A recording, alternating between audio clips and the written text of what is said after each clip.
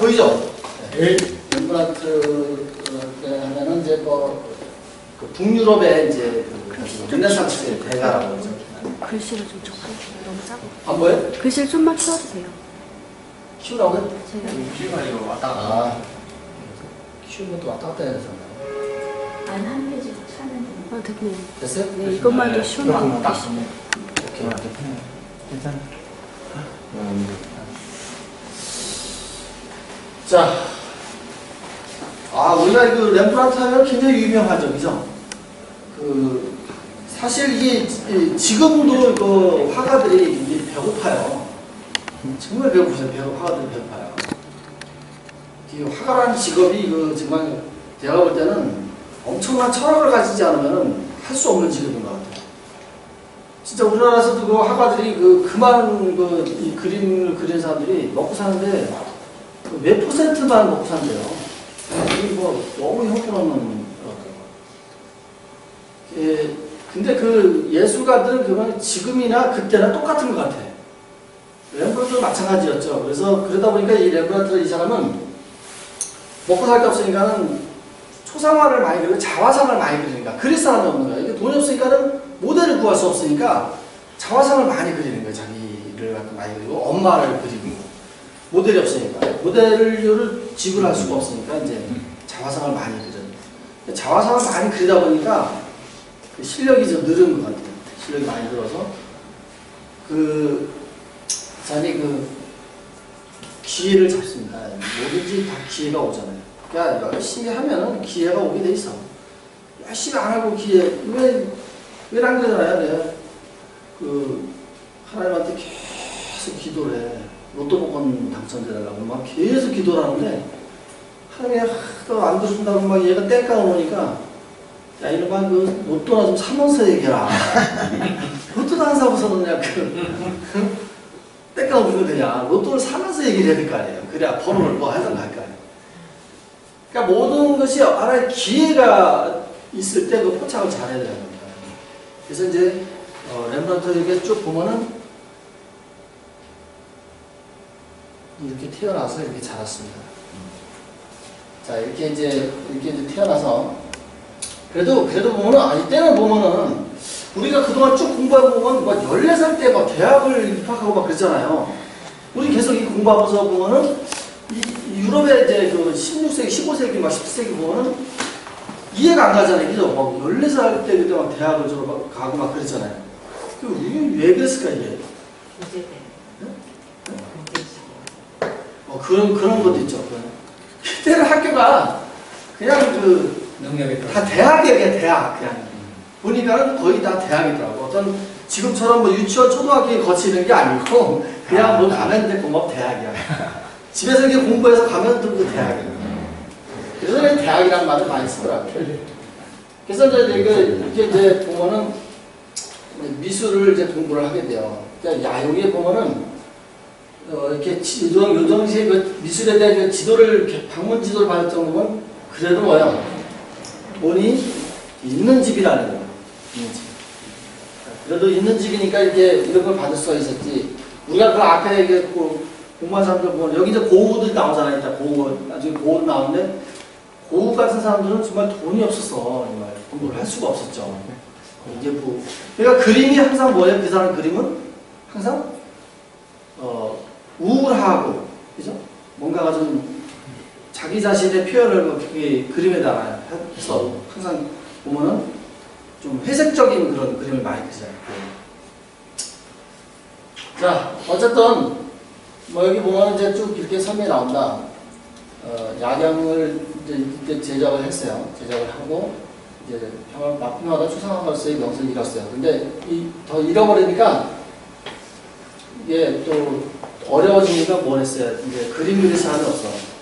그래서 자화상을 자꾸 그리는 겁니다. 자기 자화상을 그려요. 자, 누구나 다 그 시대에 다 지금도 마찬가지로 화가들 다 어려움을 겪고 그때 당시에도 다 우여곡절을 겪어서 이제 명성을 날리게 되는 거예요. 이러한 과정이 역경이라는 거를 거치지 않았으면은 그렇게 큰 대가가 될 수가 없었던 거예요. 그러니까 역경을 유영만 선생님 늘 하는 말이잖아요. 역경을 뒤집으면 뭐예요? 경력이 된다. 그러면 그러니까 경력이라는 말 속에는 수많은 역경이 존재하는 거예요. 우리 교수님이 31살에 대학 교수 됐잖아요. 그러네? 31살? 그때는 저 박사학위 소지자 아니어더라도 네. 박사학위 없어도 교수가 될 수 있었어요. 네. 3, 40년 전에는. 그런데 그때 당시 박사학위 없어도 석사만 가지고도 될 수 있었어도 그 기회와 역경이 있었어. 이거는 교수님의 역경은 삼수를 해서 대학을 가는 거고. 근데 또 이제 그 보따리 싸가지고 집으로 이제 갑니다. 이제 집에 가서 자 아버지가 훌륭하셔. 정말 교수님의 아버지가 지금 그 저번에 갔다 오신 분들 있잖아요. 여기. 건강하시네. 평생을 그 자전거포 지금도 하고 계세요. 지금 90세인데 지금도 자전거 하시잖아요. 평생을 자전거포 하시면서 자전거 장이냐 그런 분들이 대우를 받아야 되는데 우리나라 그런 분들이 대우를 못 받아요. 사실 일본 같은 데 그런 분들이 대우를 받잖아요. 네. 그런 분들이 대우를 받는데 우리나라는 그런 사람들 대우를 못 받고 그런 분들은 무시당하는 거죠. 그런데 그러다 보니까는 아들이 어느 날 갑자기 보따리 사고 나 못하겠어 하고 왔어. 아버지가 그때 훌륭하지 않은 분이었으면 지금의 교수님이 아니었죠. 그 당시 만약에 야 그래 새끼야 너 자전거 기술이나 배워. 아버지가 그랬으면은 너 그래 너 공부하기 틀려먹었어. 자전거 기술이나 배워. 해가지고 자전거에서 자전거 기술만 가르쳤으면은 교수님이 교수님 안 됐잖아요. 여기서. 자전거 기술 배우려고 했어요. 그래서 실제로? 실제로. 왜냐하면 공부하기가 쉬웠던 거야. 그래서 우리 아버지가 그냥 확 혼을 내더니 여기 나가라고 막. 그러니까 바로 그냥 택시 타고 다시 이제 그 학교를 보낸 거예요. 그냥 다시 택시 태워서 아버님이 돈 주셔가지고. 돈 줘가 택시 타고 그냥 바로 그냥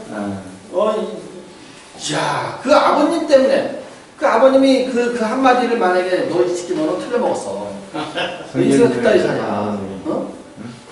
내가 자전거 빵꾸 떼워서 널 공부시켰는데 넌 그뿐이 안 돼, 이 새끼야 하면서 이렇게 했으면은 이거 됐어. 아니 됐어. 근데 그게 아니고 이거 됐어.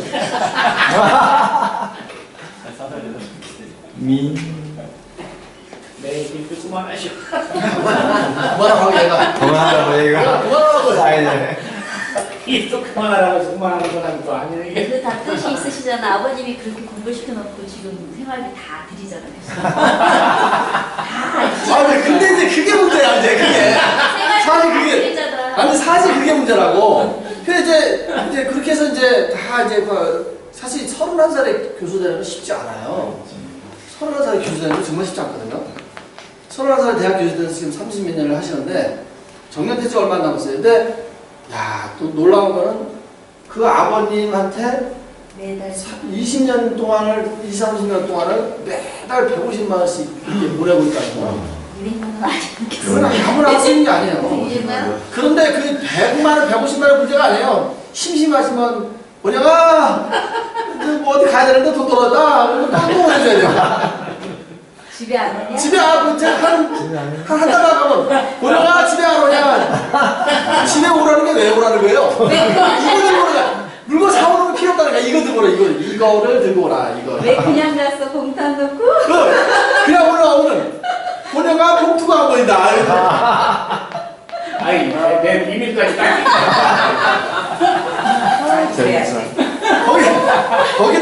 거기다가 아버님까지만 그런 건 걱정을 안 해. 동생. 어머님도 한술 뜨고 또 동생도 한술 뜨고. 오빠. 아이고 그냥 아니 누구나 사람들이 다 그런 게 아버지 아니더라도 하나씩 있는 것 같아요. 아니 자전거 폴 했으면 그런 일이 없었을 텐데. 대학 교수라는 말아요 그게 된 거야.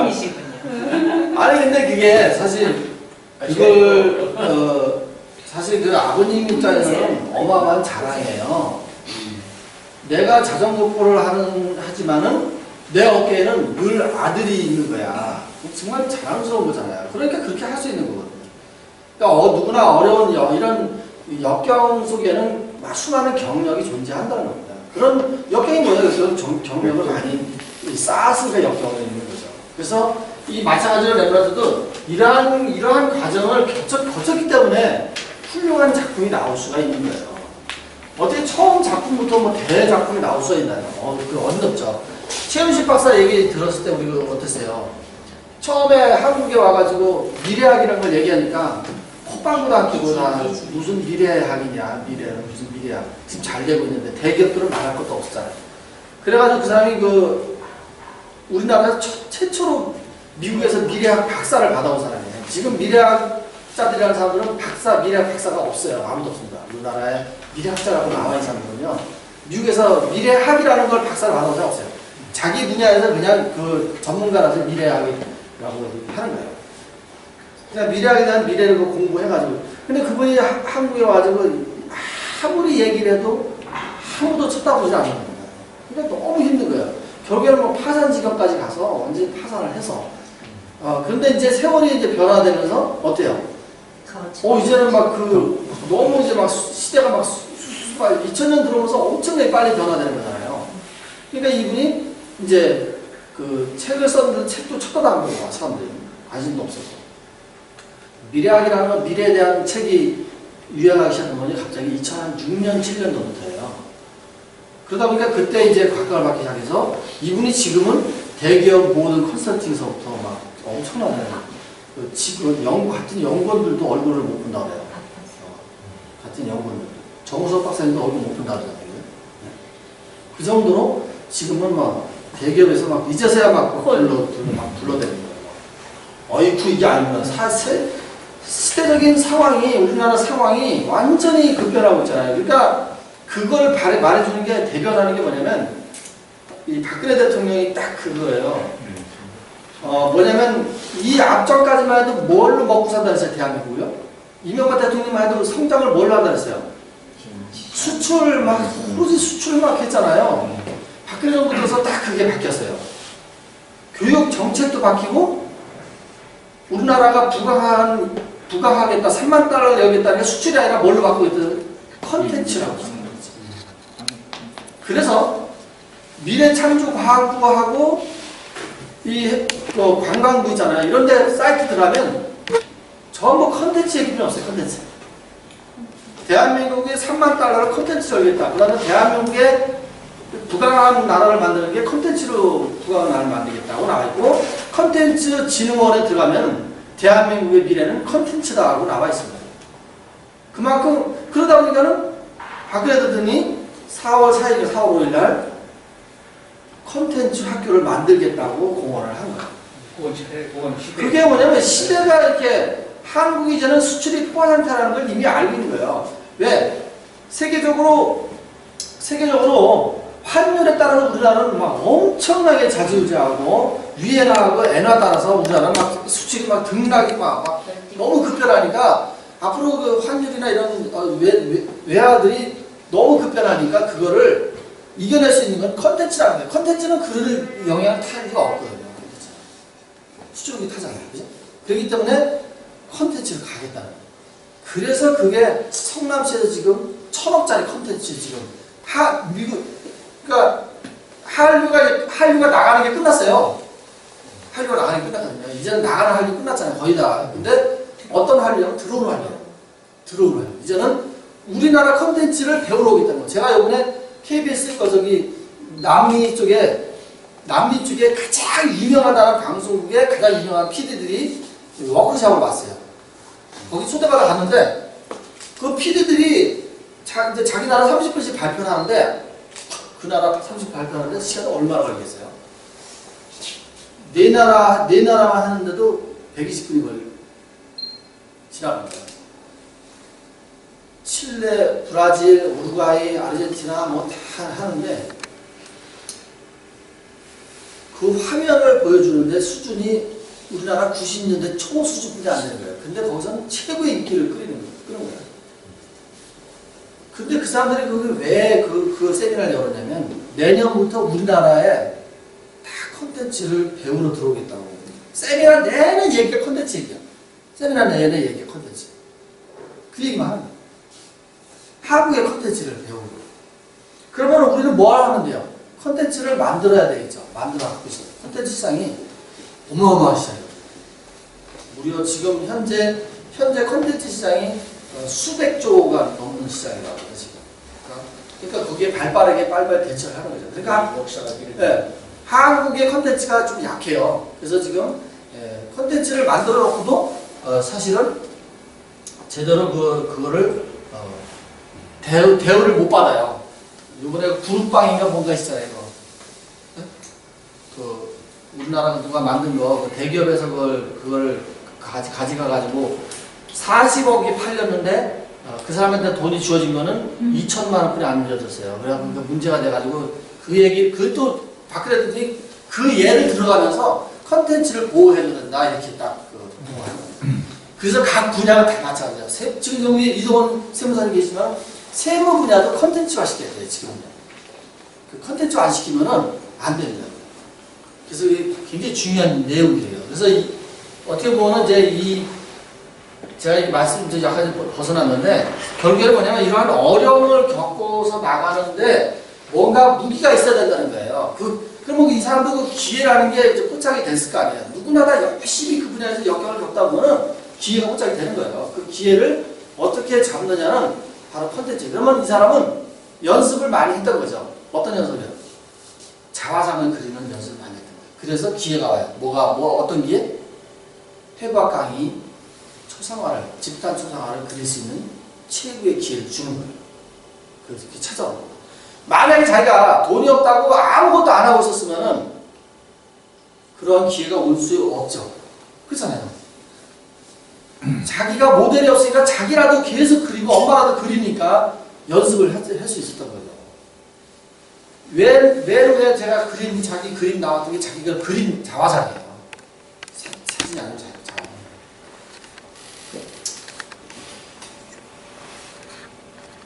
자, 어쨌든 이렇게 작품이 이렇게 상당히 많고요. 작품의 특징은 이제 유화였고요. 네덜란드 최고의 화가로 그의 그릇 신념은 두터운 신앙심에서 올라오고 계시며 특히 종교화에 있어서 많은 걸작을 남겼다. 종교화. 자, 저번에 이제 우리 유수경 선생님이 렘브란트 그림 하나 소개했었죠.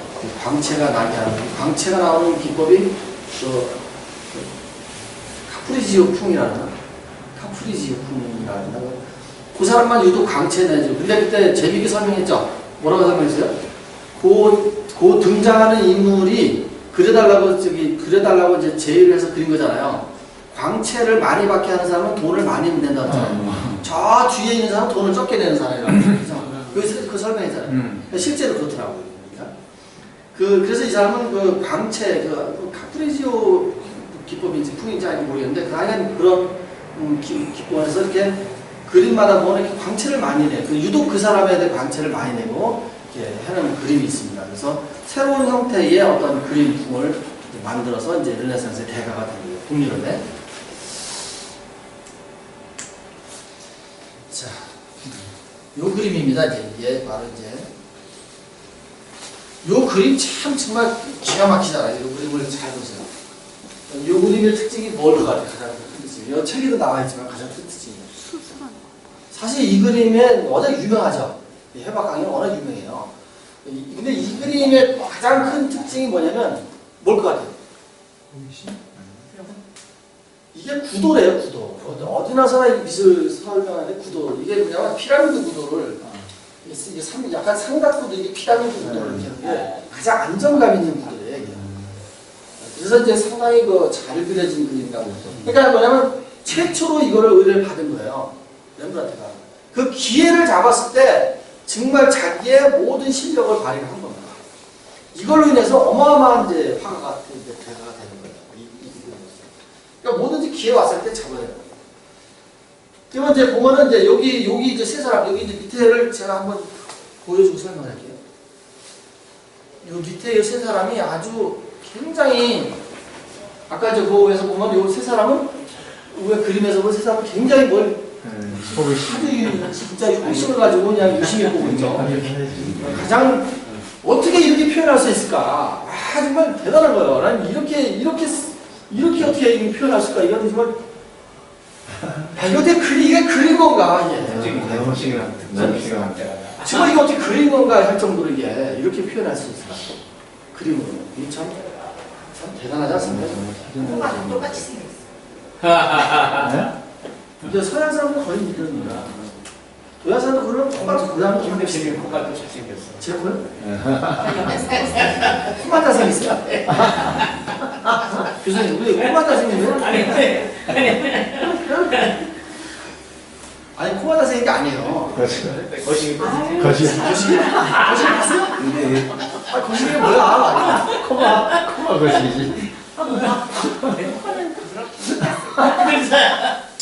내 귀 봐야 돼, 귀. 귀도 그냥 잘생겼잖아, 귀.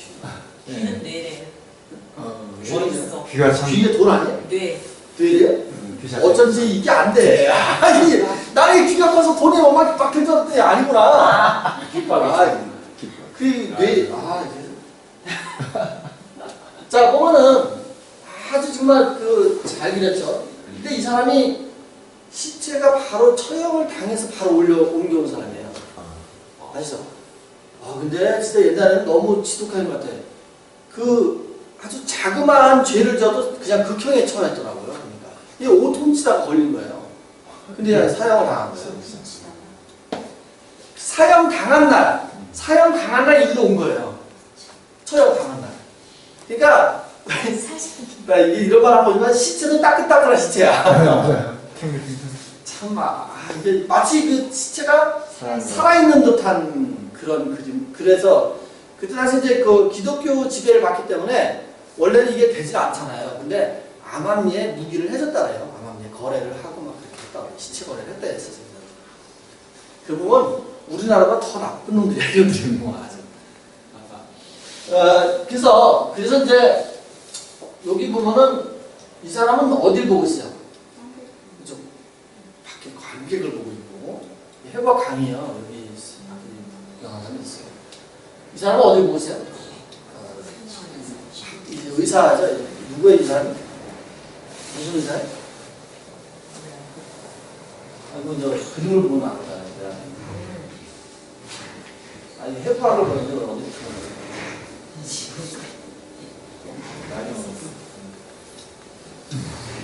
자, 이건 텔프 의사죠, 텔프 의사인데 이제 보세요. 얼마나 진짜 여기 보면은 사실 이렇게 해부를 하는데 모자를 썼잖아요. 이게 상당히 지기가 높다는 걸 보여주는 거예요. 다른 사람들하고 대비를 시켜놨잖아요. 모자를 이렇게 해놨고, 그다음에 이분은 뭐 하는 거예요? 출석부를 합니다. 출석부. 참고하는 출석부. 이제 참 정말 요 안에서 여기는 이제 해부학 강의 책이랍니다. 이게 해부학 강의 책. 최고 세계 최고로 잘 돼 있는 해부학 강의 책이랍니다. 그러니까 요렇게 이 그림 하나에서 이야기거리가 수없이 나오는 거예요. 수없이. 이거를 잘 분석해서 이거 하나 가지고 강의를 하는 거죠. 이거 하나 가지고 강의를 하는 겁니다. 이게 뭐냐면 제가 얘기하는 컨텐츠는 뭐냐면 제가 반문에 이제 미술사를 반드시 이제 미술사 하는 사람들 돌아오려는데 불행하게도 반문의 미술사는 한국에 책이 없어요. 저번에 구하려고 했는데 한 권 남았었다 했죠. 한 권 그때 찾았는데 한 권을 내가 안 살아가서 그나마도 없어졌어요. 그 책을 반드시 구하고 싶었는데 반문의 예술사 책은 4만 원인가 그때 당시 언제적 책인데 4만 원이면 지금 엄청난 거거든요. 그 책이. 그 책은 그 책에는 요것도 나옵니다. 소개가 나와요. 그러면 거기에 보면은 정말 이걸 기가 막히게 표현을 해놨어요. 그 책을 보면은 이거 하나 가지고 어디 기업체 가서 강의를 기가 막히게 할 수 있는 겁니다. 그러니까 미술사를 공부하는 사람이 꼭 미술사라서 여러 가지 나가는 길이 있는데 미술사에서 큐레이터가 최고잖아요. 그거는 아주 관념적인 생각이에요. 그런 관념적인 생각을 갖고 있으면은 커서 나가지 못하는 거예요. 왜냐면 이 미술은 최고의 인문학이라고 했잖아요, 제가. 미술하고 음악은 최고의 인문학이에요. 이 속에 담겨져 있는 철학, 이 작가의 어떤 삶의 고뇌, 가치, 그런 것들이 여기 다 담겨 있는, 혼이 담겨 있는 거예요. 제가 이제 얘기지만 강의를 하는데 자기의 혼과 철학이 안 담겨 있는 건 강의가 아니에요. 그냥 껴맞추기 강의지. 자기의 그냥 어떤 잘 껴맞춰서 하는 강의는 오래가지 못하는 거예요. 그런 강의. 감동을 줄 수가 없는 거죠. 혼이 담기고 철학이 담겨야 돼요. 그럼 혼이 담기고 철학이 담기려면 이 그림 속에서 이 사람의 철학이 이 작가의 작품 속에서 철학을 갖다가 읽어낼 줄 알아야 그게 이제 강의가 되는 거죠. 그게 바로 콘텐츠라는 거예요. 미술사라고 해서 반드시 큐레이터만 다, 큐레이터 자리는 한정돼 있어요. 우리나라 미술관이 얼마 된다고. 그런데 그 생각을 안 하는 거죠. 관념만, 고정관념을 갖고 있으니까는 그 생각을 안 하니까, 아, 이거 자꾸 이렇게 나가냐, 이거.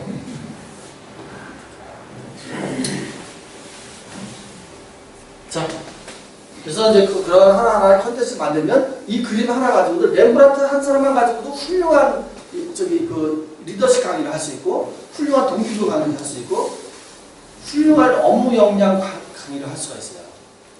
그걸 안 만드니까 그런 거죠. 아니지. 자, 어쨌든 이렇게 상당히 이렇게 섬세하게 표현할 수 있는 거. 그 다음에 이 사람은 이제 다른 작품이에요.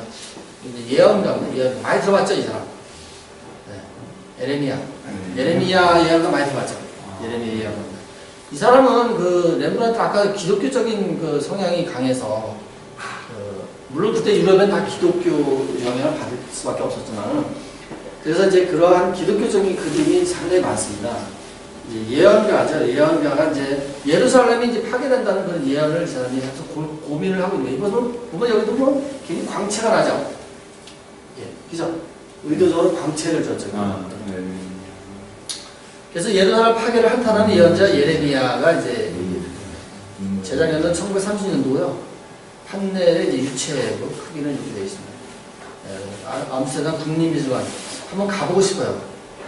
예언자로서 예루살렘 불운을 알고 있던 예레미야는 아직도 예루살렘 사람들이 불행을 생각하며 슬픔에 잠겨있는. 요거는 이제 또 다른 작품인데요. 이제 십자가에 예수 그리스도 해가지고 이제 이 사람이 이제 이 기독교적인 영향을 많이 받다 보니까 이런 그림들이 굉장히 많더라고요. 기독교적인 그림이 굉장히 많아요. 아까 내가 설명이 나왔잖아요. 그래도 지금 표현 기법이 상당히 뛰어나고 한 사람을 이렇게 광채를 내서 이렇게 보이게 하는 것이 굉장히 뛰어난 기법이라고.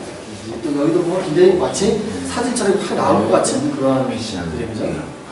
그래서 이 광채를 하다 보니까는 훨씬 더 이게 두드러져 나보이잖아요.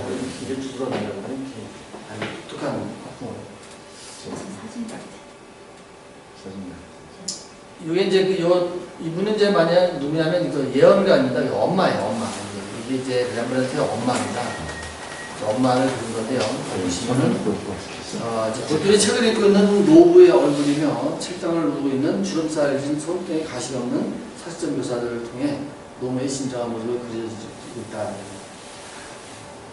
이렇게 이제 이 사람은 이제 자기 이제 어떤 모델을 할 수 그때 당시 다 초상화가가 유행할 때니까 모델료가 지불할 돈이 없으니까 자기 자화상과 엄마 뭐 이런 식으로 그림을 그리면서 연습을 한 거죠.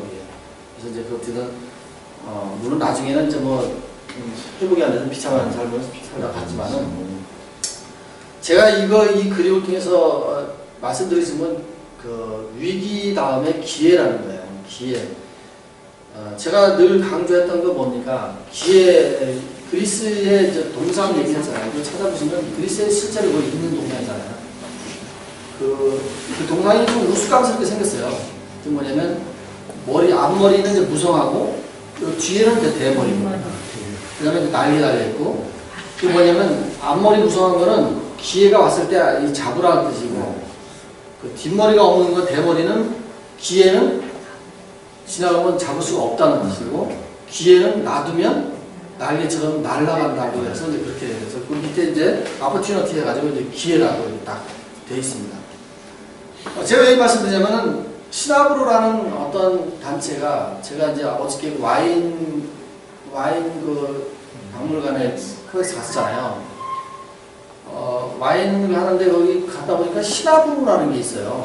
와인이 시나브루, 내가 어제 찍어서 올렸잖아요. 브랜드명이 시나브루예요. 근데 와인을 줘서 뭐 마셔보는데 우리나라에서 만든 거예요. 우리나라에서 이제 포도를 재배해서 만들었는데, 이탈리아 거 먹고 이제 몇 개를 먹어봤어요. 근데 술을 잘 못하는 사람이라 그래서 세 군데 거쳐서 먹어봤니까 알딸딸한 상태가 된 거예요. 얼굴은 빨간해가지고 거기서 이렇게 주는 걸 이렇게 딱 마셨는데, 좀 굉장히 나한테 딱 맞는 거야. 달짝지근한 걸 좋아하니까 아주 달짝지근한 거 딱 좋더라고. 그래갖고 이제 우리하고 와인 아카데미를 만들기로 했어요. 제가 와인 아카데미 만들려고 그랬었는데, 시나브루 딱 브랜드가 딱 우리가 맞죠. 거기 우리 내 명함을 보면서 딱 사람 놀라는 거야. 시나브루가 딱 있으니까. 그러니까 이게 뭐 이렇게 서로가 상생하는 브랜드가 되잖아요. 제가 시나브루라는 그 이름을 가지고 끊임없이 이 사람들이 진짜 바꾸라고 많이 말렸어요. 솔직히 말해서. 그게 뭐냐면 거기는 써있더라고. 와인병에 시나브루 해가지고 밑에다가 거기 라벨에 쫙 써있어. 자신도 모르게 조금씩 서서히 이렇게. 시나브루 뜻이거든요.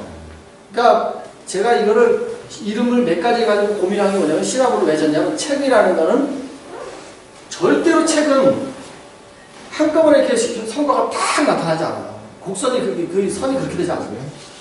이 선이 이렇게 밑에서 결과가 없어요. 결과가 없이 이렇게 흘러가다가 어느 순간에 임계점이라는 게 있습니다. 임계점 아시죠? 이렇게 됐을 때 이게 탁 치고 올라가는 게 이게 티핑 포인트예요. 그걸 티핑 포인트 전위점이라고 하는데, 거기서 거기 탁 치고 올라갔을 때 그게 책을 그래요.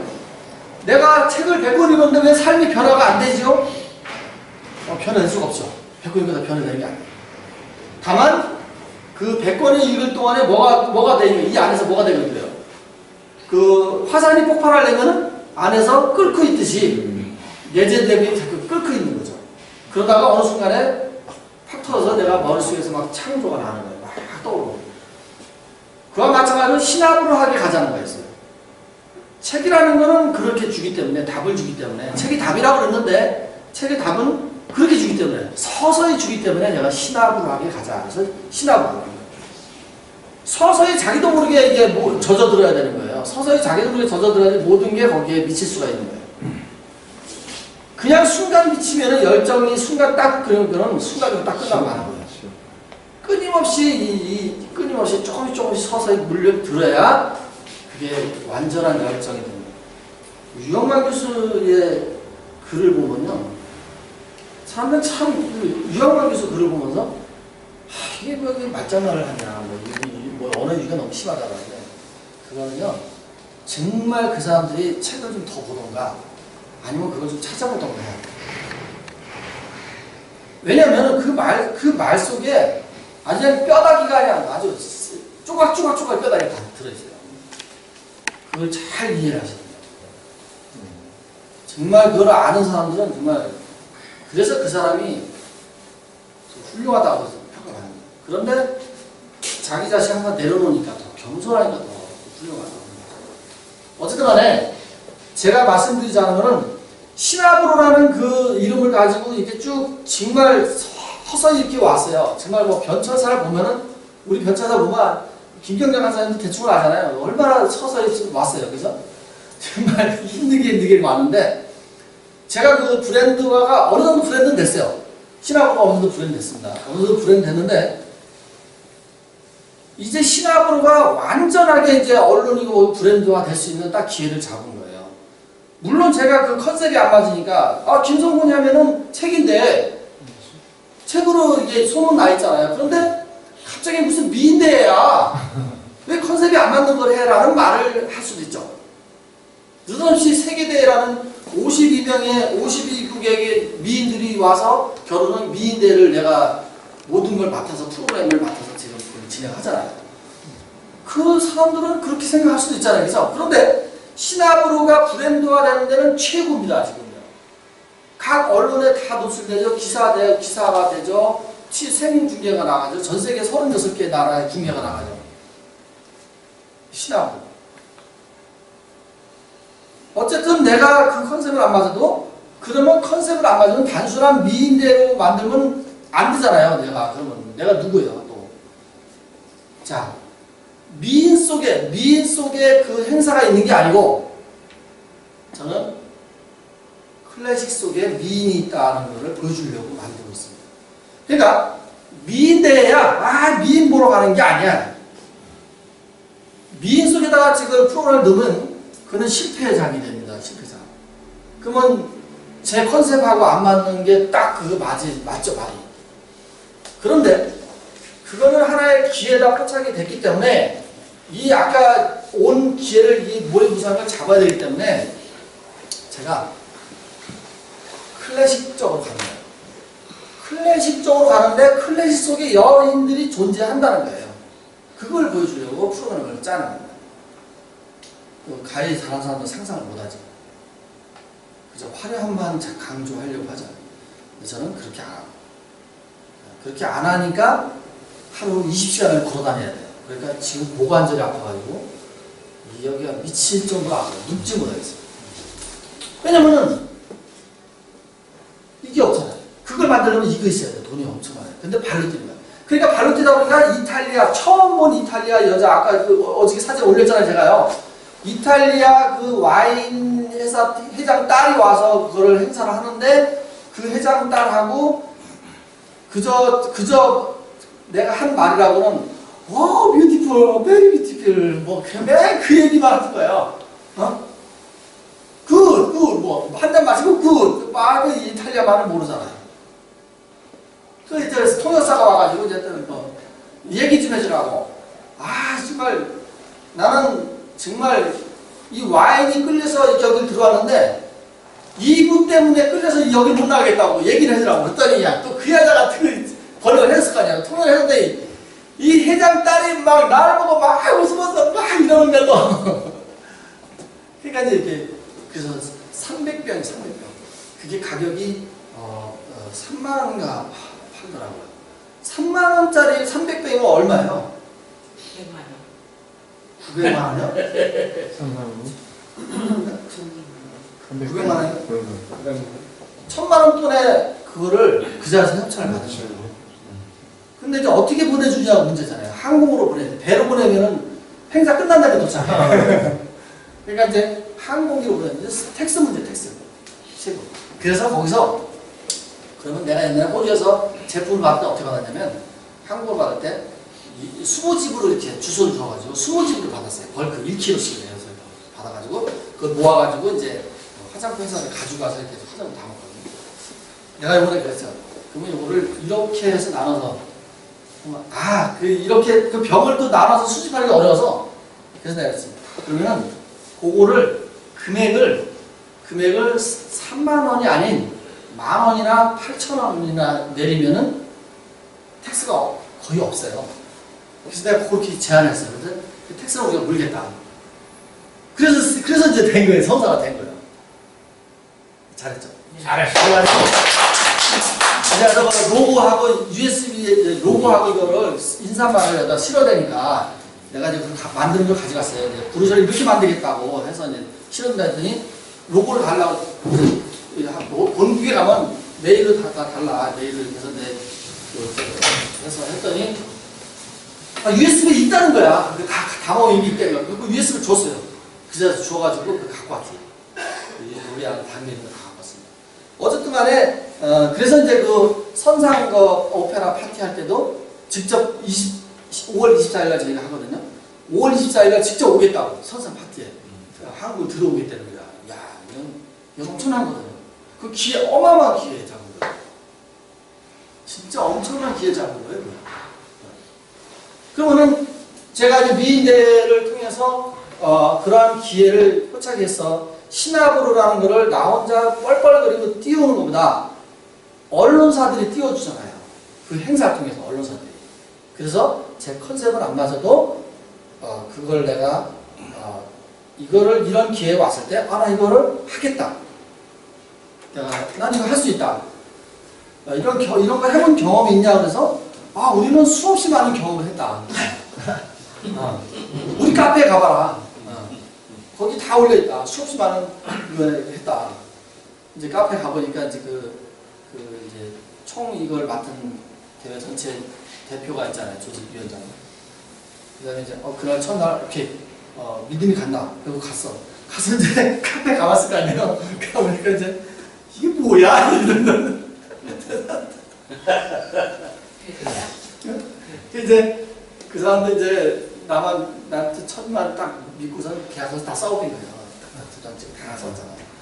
이 양반은 취소할 수도 없고, 이거 하나. 그래서 이제 어쨌든 간에 그 사람은 어떻게든 만나는데, 그래도, 굉장히 신뢰를 하고, 여기다가 자기네 TV 있잖아요. 거기, 우리가 해야 되는데, 그날 생방송 TV를 넣어줬어요. 돈 하나도 안 받고, 넣어주고, 이제 기사도 넣어주고 다 했더라고요. 너무 감사하죠. 그래서 내가 주간 방송사를 제가 없어서 참 찾아야 되는데 고민이다 했더니, TV를 하나 넣어주더라고요. 넣어줘가지고 그냥 촬영 다 하고 생긴 게 다 전 세계에 이제 그날 그날은 한 36개 나라 중계가 나온다고. 이거 대단한 거죠. 그 기회입니다. 그러면은 그게 이제 각종 이제 지금 이제 매경에도 실리고 각종 이제 신문에 기사가 나가는데 신화부로가 나가는 거거든요. 신화부가 완전히 브랜드가 잡히는 거예요. 그러면 어떤 그 신화부를 치면은 딱 우리 딱 뜨는 거죠. 그게 브랜드예요. 그러면 그 브랜드 속에서, 그럼 내가 뭐라 했어요? 그 브랜드 속에서 이제 브랜딩 작업을 해야 돼. 브랜딩 작업은 뭐냐면 컨텐츠예요. 그러면 시나브라 컨텐츠 뭐예요? 첫 번째 뭐가 있어요? 독서 모임이 있고요. 두 번째는 뭐야? 북구 소프트잖아요. 그 다음 세 번째 만드는 게 이제 공연이에요. 제가 하고 싶었던 공연. 늘 고민하고, 왜 오페라 공연은 저기서 공연하고 여기서 알아듣지도 못하는 걸 갖다가 이해도 못하는 걸 그저 끝나면 박수나 치고 남 따라서 일어나면 일어나서 앵콜이나 하고, 솔직히 그런 사람이 태반이잖아요. 그런 것이 왜 피아노 독주하면은 저기 멀리서 피아노 치고, 피아노나 그러면 장윤정의 그 어머나를 치던가, 아니면은 우리가 쉽게 알 수 있는 거 말이야. 그런 거나 치면 알긴 알지. 아무것도 모르는 거 그냥 뭐 디디디디 잘 쳤다고 나가고 인사받고 앵콜 받으러 와서 하나 더 하고 나가고, 그게 다잖아요. 그거는 일방향이야, 일방향. 이제는 이 공연도 입체, 3D로 가야 돼요. 입체형이 되는 거잖아. 하는 사업도 마찬가지예요. 하는 사업 다 입체로 가야 돼요. 우리 여기 당신 저기 사장님 계시지만은 이 네트도 이 입체로 안 가면 이제 살아나기 힘들어요. 이제는. 야, 돈 되니까 이리 와봐. 우리 돈 많이 벌어. 야, 이런 사람 있잖아. 우리 여기 이렇게 벌고 있고, 이 사람이 이렇게 벌고 있어. 그런 시대는 지났다는 얘기예요. 세무도 마찬가지예요. 세무도 이제는 그런 시대 지났어요. 소상공인들을 위해서 내가 뭘 해줄 것이야. 그 사람들을 데리고 북커서도 열어주고 하면요, 세무사 나한테 다 온다니까? 안 하잖아. 돈 얼마 안 들어. 돈 그래봤자 50만 원만 가지면은 그 사람들 데리고 엄청난 행사를 할 수 있어요. 한 시장의 상인들을 데리고 가수들 상인들 이게 하면 좀 이렇게 처지는 가수들 있잖아요. 차비 10만 원만 주는데 이 사람들 독자합니다. 그러면 그 사람들하고 와서요 재밌게 놀면서, 그럼 누가 주최한 거예요? 세무사 이동원이야. 세무사 이동원. 어서리. 세무사 이동원이 주최한 시장의 소상공인들 모임이야. 그 사람들 작은 거라도 기장하는데 20만 원씩 받더라도 20만 원씩 정말 성심성의껏 잘해주잖아요. 20만 원씩 100명이다 하자고. 100명. 20만 원씩 100명만 잡아도 거기서 왕건이 하나 나와. 왕건이. 세무사 세무 왕건이 하나 나온다니까. 저 세무사는 아니지만 늘 그런 생각을 가지고 있던 사람이에요. 저 세무사 아니잖아요. 제가 이동원 세무사님 오셨으니까 힌트를 드립니다. 언제든지 얘기하세요. 시장 상인을 잡으세요. 큰 기업체만 잡으려고 하지 마시고 시장 상인들을 잡으세요. 10만원, 20만원짜리. 10만원, 20만원짜리가 수백만원 몰고 온다니까요. 그 사람 뭐 해주면 돼요? 그 사람들 모아놓고 내가 가수 해주세요. 우리 많아요. 오늘 가수, 뚝뚝 가서 오는 사람 경찰이에요. 현 경찰인데 와요. 오늘 와서 재밌게 놀아주러 와요. 나라가 슬프지만 그분이래. 나라가 슬픈 건 슬픈 거고 그렇다고 다 슬퍼서 있으면 대한민국 다 어디 가냐고.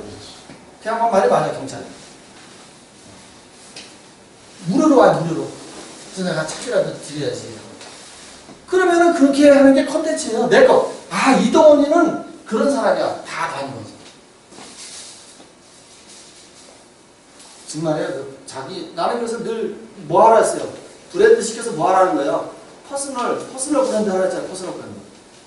퍼스널 브랜드가 안 되고 안 된다 했잖아요. 지금 내가 나가면 오늘 제 카톡에 보여. 김성원이 몰라. 그냥 신학으로 해. 신학으로. 온통 신학으로 해. 신학으로. 제가 운영하는 카톡. 제가 글 하루에 딱 하나만 올려요. 절대로 다른 사람은 계속 하고 올리잖아요. 하루에 딱 아침 인사만 딱 올려요. 그러면 온통 그 밑에 쭉 달립니다. 신압으로 김성곤 회장님, 신압으로 김성곤, 신압으로 김성곤 시장님. 그 사람들 진짜 회장들인데 나한테 그렇게 해요. 그러니까 신압으로가 그게 브랜드가 된 거예요. 그러니까 그 브랜드화 시키는 게 가장 중요하다. 그게 바로 요번 미인데 그걸 어떻게 클래식하게 그 미인을 그 안에 집어넣느냐.